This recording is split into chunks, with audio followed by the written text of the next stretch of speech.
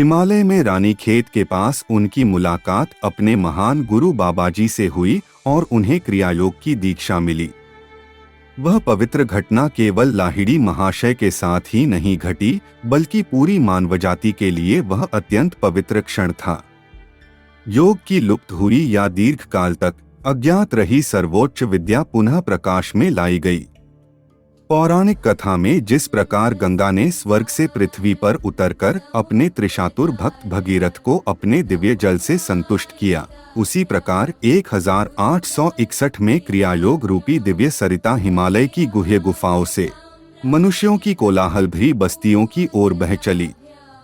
सन 1861 में काशी के एक एकाकी कोने में एक महान आध्यात्मिक पुनरुत्थान का श्रीगणेश हुआ। साधारण लोक समाज इससे पूर्णतः अनभिज्ञ था। जिस प्रकार फूलों की सुगंध को छिपाकर नहीं रखा जा सकता, उसी प्रकार आदर्श गृहस्थ का जीवन चुपचाप व्यतीत करते लाहिड़ी महाशय अपने स्वाभाविक तेज को छिपाकर नहीं रख सके। भारत के कोने कोने से भक्त भ्रमर इस जीवन मुक्त सद्गुरु से सुधापान करने के लिए मंडराने लगे। गुरु के रूप में उनकी अपूर्व विशिष्टता यह है कि उन्होंने एक निश्चित प्रणाली क्रियायोग पर व्यवहारिक जोर देते हुए प्रथम बार सभी मनुष्यों के लिए योग साधना का द्वार खोल दिया। उनके अपने जीवन के असंख्य चमत्कारों के अतिरिक्त योग मार्ग की प्राचीन जटिलताओं को सर्वसामान्य लोगों की समझ में आसानी से आने लायक प्रभावशाली सरल रूप देकर योगावतार ने घोषणा कर दी थी, ईश्वर साक्षात्कार आत्म प्रयास से संभव है।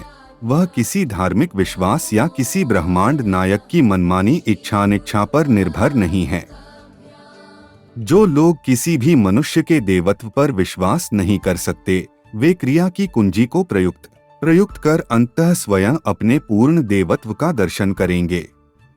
एक पुरातन विज्ञान। परमहंस योगानंद जी ने अपनी योगी कथामृत में एक अध्याय क्रियायोग विज्ञान के लिए समर्पित किया। ईश्वर अर्जुन संवाद, श्रीमद् भगवद गीता अध्याय 4 श्लोक 1 से 2, 7 से 8 और 28 से 29 एवं अध्याय 5 श्लोक 27 से 28 की अपनी टिप्पणियों में वे इस विज्ञान में निहित योग के उच्च सिद्धांतों का वर्णन देते हैं। क्रिया योग प्रविधि की शिक्षा योगदा सत्संग पाठों के उन छात्रों को दी जाती है जो कुछ प्रारंभिक आध्यात्मिक साधना को पूरा करते हैं। श्रीमद् भगवद गीता में भगवान कृष्ण ने अर्जुन से कहा, मैंने विवस्वत सूर्यदेव को यह अविनाशी योग प्रदान किया। विवस्वत ने यह ज्ञान मनु, हिंदू विधान देने वाले, को दिया। मनु ने इसके बारे में इक्ष्वाकु, क्षत्रियों के सूर्यवंश के संस्थापक, को बताया। इस प्रकार क्रमपूर्वक एक से दूसरे तक आते हुए राजर्षियों ने इसे जाना था। परंतु हे शत्रुओं को भस्मीभूत करने वाले अर्जुन, कालांतर में यह योग धरती पर से लुप्त हो गया था। इस प्रकार ये दो श्लोक राजसी योग की ऐतिहासिक पुरातनता की घोषणा करते हैं। आत्मा और परमात्मा को जोड़ने वाला शाश्वत अपरिवर्तनीय विज्ञान। इसके साथ ही गूढ़ रूप में समझने पर ये श्लोक इस विज्ञान का एक संक्षिप्त वर्णन करते हैं। ये श्लोक उन चरणों के बारे में बताते हैं जिनके द्वारा आत्मा विश्व चैतन्य से मानव शरीर के साथ पहचान की नश्वर अवस्था में उतरी है तथा किस मार्ग के द्वारा यह परमानंदमय अनंत परमात्मा रूपी अपने स्रोत तक वापस लौट सकती है। आरोहण अवरोहण के रास्ते का ठीक उल्टा है। मनुष्य में यह रास्ता अनंत को जाने का आंतरिक राजमार्ग है। इस एकमात्र राजमार्ग पर व्यक्ति विश्वासों या साधना प्रणालियों के किसी भी उपमार्ग द्वारा पहुँचे शरीरी चेतना से ब्रह्मा तक का अंतिम आरोहण सबके लिए समान है। यह आरोहण प्राण शक्ति और चेतना का इंद्रियों से प्रत्याहार होकर सूक्ष्म मस्तिष्क मेरु केंद्रों सेरिब्रोस्पाइनल सेंटर्स में प्रकाश के द्वारों के द्वारा ऊपर जाने से होता है। जड़ तत्व की चेतना प्राण शक्ति में विलीन हो जाती है। प्राण शक्ति मन में, मन आत्मा में और आत्मा ब्रह्मा में विलीन हो जाती है। आरोहण की विधि राजयोग है।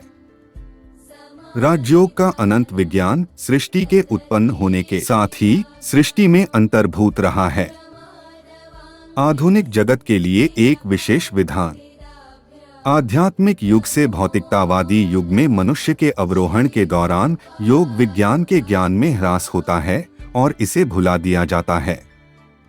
इस आरोही परमाणविक युग में महावतार बाबाजी, श्यामाचरण लाहिड़ी महाशय, स्वामी श्री युक्तेश्वर जी और उनके चेलों की कृपा के द्वारा एक बार फिर से राजयोग के अविनाशी विज्ञान को क्रियायोग के रूप में पुनर्जीवित किया जा रहा है। एक विशेष ईश्वरीय विधान के अनुसार श्री कृष्ण क्राइस्ट, महावतार बाबाजी, लाहिड़ी महाशय और स्वामी श्री युक्तेश्वर जी के माध्यम से मुझे क्रियायोग विज्ञान को दुनिया भर में फैलाने के लिए चुना गया है।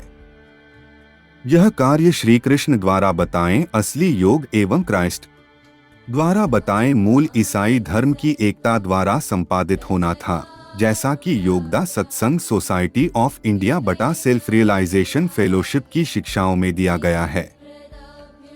यह महावतार बाबाजी, जिन्हें मैं सदा आत्मिक रूप से श्री कृष्ण के साथ एक मानता हूँ,